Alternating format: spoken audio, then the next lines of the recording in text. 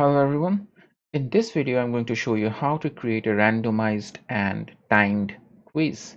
So what this basically means is that your students will get random questions from a question bank. Like there is a pool of questions you will be creating, and the quiz that you set up will select random questions from there. And also it will be timed. Say you give your students a window of like 5 hours, but you don't want them to give that quiz for the whole 5 hours, right? We want to limit that time to certain like 20 or 30 minutes or so, right? Or 1 hour, whatever your quiz requires. So we'll be seeing how to set up that as well. So to start out, I'm going to create a library first. So to create question bank, it's called libraries here. So here's how you create a new library, and this is the place where all the libraries go.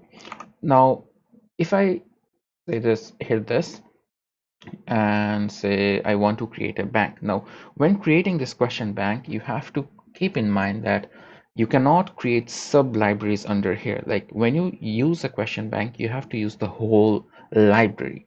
So what I mean is, say you are taking a quiz on topic 1 and 2 and not on any other topic, you have to create a bank for topic 1 and 2. And then on second quiz, you were to make questions based on topic 3 and 4. So you cannot use the library that you just created in for quiz 1. You have to create a separate library for quiz 2. So same for the assignments and whatnot. So each type of exam method will have a different kind of library, right? Or each topic may have a separate library, if you may will. So to start out, just say I give a name. So for example, Cisco Networks, Cisco Computer Networks quiz 1. So basically this will hold all the questions or all the questions from all the topics that I am going to take the quiz on. Organization is BUX, and code would be something like, it's a very good idea to follow convention here. So say my new library, let me just check my code. Cisco CCN 101. So a very good idea would be CCN to match this library with the library code with your course code. So CCN 101, say underscore quiz 1, because you cannot, this library code needs to be unique. So for each library you create, it has to have a unique name. So just keep CCN 101 so you can identify that easily, and then just add another code. Like if it's quiz, I added Q1. If it was quiz 2, I'd add Q2. If it's an assignment, A1, A2, you get the idea. So I'll create it, and I guess it would be created, and yes, it's created. Now, when you create the library, it just shows up here. Oh, if someone doesn't have the new library option yet, just wait a bit. We did ask for the access for all the faculties, so just have some patience. So when you want to view your library, you just go to this your studio home, and then just go to this tab, libraries. So you tap here and see you have all the libraries that you created. So I had some libraries created for my purposes, and these are all the ones. I'll go through one of them soon. Anyway, back to your question bank. So here you basically can add these components, right? So we have added components in our theoretical courses and whatnot, and now we are going to use it for all the other for creating this bank. So I'll go simple, so problem, and then just add multiple choice, and I'll just edit it. Are you getting this tutorial? Yes, no, any way you like it. So this is how you just set up questions. You can have multiple questions here like this and this. So this one component, if I save it now, will have 3 sub questions. So it's basically like how we ask a big question and there are sub questions, right? So this whole component, this whole multiple choice box is one major question, and these 3 questions are the sub questions for this whole questions, right? So As you can see, for this whole component, there is only one place that it's marked, so it's 1. So here you kind of need to understand how you're dividing this total marks. So basically say this holds 2 marks,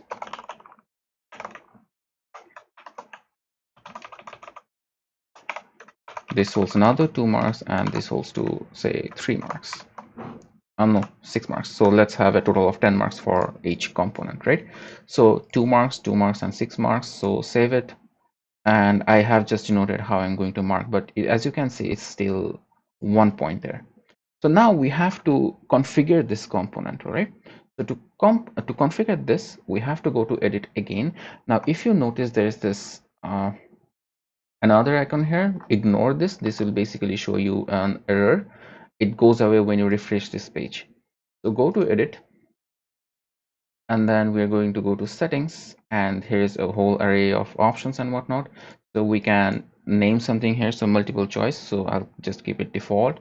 If you're using MATLAB, the math people or the physics people, you're going to need to enter your API here. Then there's the maximum attempts, so the number of attempts a student might have at this one single component. So I'm going to go with 1 because I'm just going to give him just one chance. Then problem weight. So here, as we have decided that this component, the total mark of this component would be 10. So I'm going to insert 10 here. So problem weight is 10. Randomization. So do I want to randomize this thing? So you can say per student here or whatever. So it says, it describes as define when to randomize a variable specified in the associated Python script. So this is basically for people who are using Python scripts. So others don't need to worry about it for now. Okay, so that's there. Then when do I want to show the answers? So you can choose anything here. So you can always show the answers, so students will get to see the answers even when they haven't answered anything. They can see the answer when they have answered the question like correctly, or attempted it, or when the window is closed, or they're finished giving the exam or whatnot. So I'm just going to give pass due because I want to see them I want them to see the answers after they're done with the whole thing. That if you want to have a reset button, like it would reset all the answers, so you can choose true or false here and whatnot. And timers between attempts. So if you had like maximum of 2 attempts here, you could say how long would you want that student to wait before he can try again. Okay, so I'll just keep it 1 and we'll save it. So we have this one question in the bank now, so we can create even more. So for easy understanding, I'll just rename it. It's 01. So I'll create more questions right now. So the settings, you can go 2 ways. Either you create each component, like create another component and set those settings again, or you can just copy this. So it will create a duplicate of 1, and you can go to edit, make the necessary changes here. Are you getting this tutorial? Are you watching this tutorial?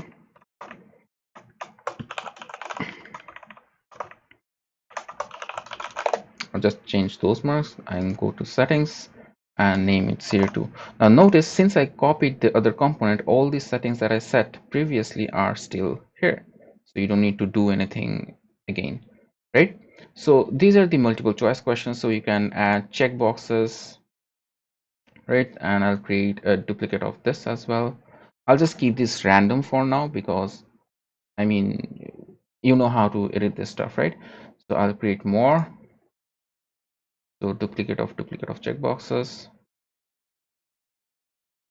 duplicate of checkboxes and whatnot, right? And then I'll create a duplicate of this as well. So there are a total of like 6 or 7 questions. So I can see that here, so showing 1 to 8 out of 8 total. Okay, they're sorted in this order, and there you go. So as I said, we have like 8 questions in one bank right now, and I said that we have to get rid of this, right, those access settings. So if I just refresh this page, that icon will be gone now, right? So yeah, something like that. Now this is how you keep on adding questions, so you can have like as many questions as you like I had about 50 questions in one of my libraries.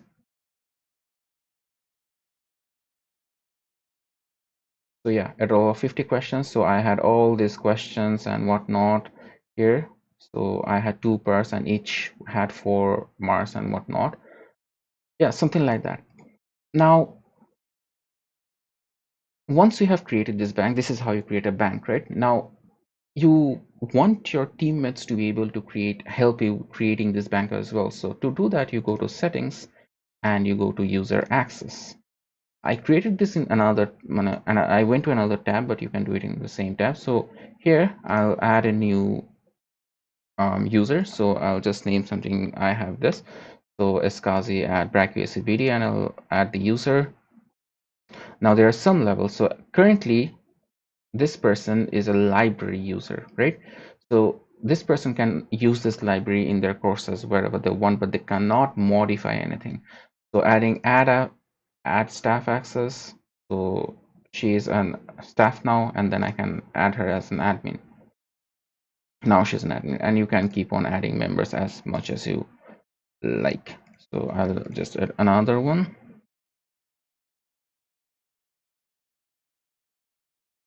And then now all three of us can work on everything. So we three take the same course, and if we want, we can move on again. Anyway, so coming back to here now, another thing that you need to keep in mind that those randomized questions that the students will get must have same marks. So each of these components will have to have 10 marks. If one is 5 marks and another is 10 marks, that would cause a problem because the randomized quiz will look at the component, like it will count the component. So in the randomized quiz, I'll say bring 5 components from that bank or 2 components from that. It's not like bring components such that it will create a total of 10 marks or 15 marks. We cannot select the total marks of the randomized questions. We can only select the number of components. So each component must be of 10 marks. You have to keep that in mind. And another warning is that once you have published the quiz, you should not, it's recommended that you do not change anything in this bank because it causes bugs for the students. So questions disappear. Any question that you modify will be taken out from their quiz and will be substituted with some other quiz, even if it's past their due or something like that, right? So once you have created this bank, it has to stay like this till the point you are done checking and grading and everything. So you have to make sure that everything is all right before you use this library. Okay, so this is how the library is created. So far you have this library only. Now we're going to create a quiz and use this library to um, take the quiz. So I had the class taken, so I'll create a new section. So I'll name it quiz, and I'll create a new subsection. So this is quiz 01, and I'll have a new unit here. So let the name be quiz 01 questions. So now here, what I need to do before in this randomized question is to do some coding a bit. So I'll go to settings. I need to add a component here. So as you can see, there are only 4 components here, right? Now, none of these components have that randomized question option, right? So we have to enable that first. So we have, as soon as we go to the advanced settings in our course, we get this whole list of things, but we are not going to worry about anything. We are just going to worry about this first part for now, right? So advanced module list. So in this advanced module list, we need to add a certain line, which is library content. So the moment you have to make sure that these quotes are there. So quotes library underscore content and done. So just for your information, if you have another advanced module, you have to put a comma here and enter and add the second module, something like that, right? So if you already had other libraries, you know how to do that. So after you added this module, we have to save it. So save changes, and it's being added, and I'll just refresh this page now. So content name is okay. Now notice there's a new component here, advanced, and once I click on it, there's a randomized content block, and we have a kind of randomized content block here. Now this is the block that we're going to use. Now notice it's not done setting up yet, so we have to select a library. So we're going to select a library. I'm sorry, my internet is probably a bit slow. So the first field, count. So how many components do you want the quiz to have? So I had created like, where is that one? Yeah, so I have created a total of 8 questions, right? So here I want to say fetch any 2 out of those. So I hit 2 here, right? You can change a randomized content block anyway. So questions, here I have to select the library that I want to use here. So see, I have all the libraries listed here that I had here in my libraries tab. I want to use the Cisco Computer Network quiz 1 library. So there you go. And then we can choose the problem type. So anytime we would just go to this library and just fetch any 2 out of 8, right? But where did that go? Yeah, but say you want to ask particularly 2 MCQs and 2 checkboxes. So here what you do, so this is the any type, right? So if you want to add 2 multiple choices and 2 checkboxes, so we have to click here and just choose checkboxes here, and the count is already 2, and then save it. And so this is for checkboxes, and then I have to add another randomized content block, and I have to select that library again. So as you can see, if we have multiple components, we can fetch questions from multiple libraries. So here I'll hit 2 here as well. So checkboxes, sorry, MCQs, Cisco Computer Library, and this type would be multiple choice, right? So yeah, so I have 2 components now. So this question, this one would bring in 2 random checkboxes from the whole library. So it would just fetch the checkboxes and do a randomization among them. I'll just say checkboxes here, right? So this would cause 2 MCQs and 2 checkboxes, so a total of 40 marks, because remember each of those components had 10 marks, right? Anyway, so I'm going to go with any type, so I'll just delete it and edit it. Damn. Okay, so questions, and the problem type would be any type, so basically any question that it finds in that library. So it's done. Now if I hit view here in the studio, I can see all the questions that it fetched, right? So this list actually has all the 8 questions that I added in the library. So this is all the tests, and if I want to view it, I just go to the BUX and see how it has assigned me the questions and whatnot, right? So this is your question, your quiz is done, it has been created, and the last part that's left is to add the timings, right? So I'll go back to my course outline,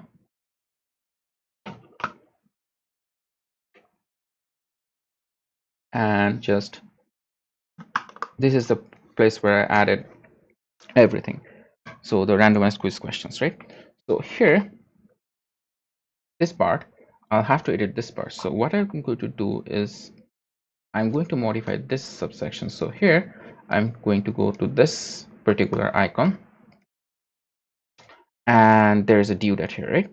So I can use the release date and the due date. So basically the release date would be the start time of the quiz, and the due date would be the end time of the quiz. So say the start time would be the 22nd, let it be 00, and the due date would be say 23rd, right? So this is basically creating the whole window of one day of 24 hours where the students can sit, but I have not added the time yet. Like the quiz is of 30 minutes, so whenever the student sits for the quiz, the student will have a window of 30 minutes to give that quiz, right? But the students can choose to where the time between that whole one day. Now you have to be careful that they have to finish this quiz before the due time. So they have to start, like if it's a 30-minute quiz, they have to start 30 minutes before the due time. So to enable that, it's not visible by default. So as you can notice that there's only basic and visibility here, right? And there is no other option. So I'll save it for now. I'll save it and then go to settings again, that advanced settings place, the scary looking part. So here, if I scroll down, or if you just hit Control F, we can search here, enable timed exam. There you go, timed exam.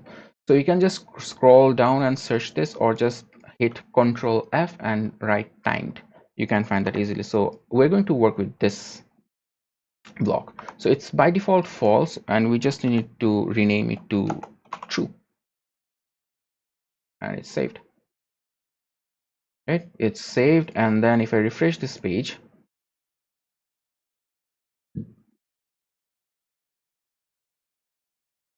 and go to the settings again of quiz 1, there is a new tab, advanced. So basic, visibility, and advanced. I'll go to advanced and see there are two options, none and timed. So I'll add the timed, and here is the timing for all the things. So these are the basic, these are the default times. You can put anything here. So 01:31 minutes, right? So yeah, something like that. So I'll just say 30 minutes here. Oops. And save it. So this is a timed exam and it's due there, and if we want to grade it, I can grade it as well. So I'll grade it as a midterm. There is no quiz here, so I can just go to the grading part and add that type. So I'll just say midterm exam here, right? So this is a midterm exam. Let me just add that, would be better. So new assignment type, quiz, abbreviation will be Q.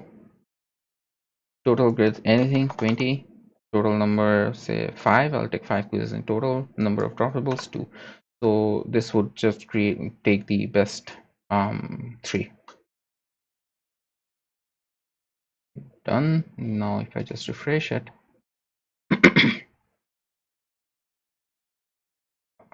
go to settings and mark it as quiz. There you go. So this thing will be graded as a quiz. It's a timed exam of 30 minutes and it's due at this time, and its release time is this one. So there you go. You have a randomized quiz ready, and all I need to do is publish this now. And if you want to see the after effect, I'll just show it to you from my course. So BUX CSC 421.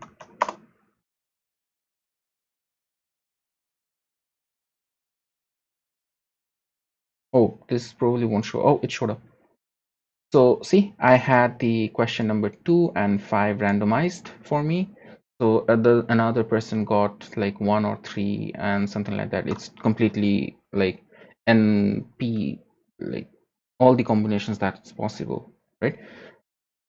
All right, so that's it, I guess, about this tutorial. Thank you for watching.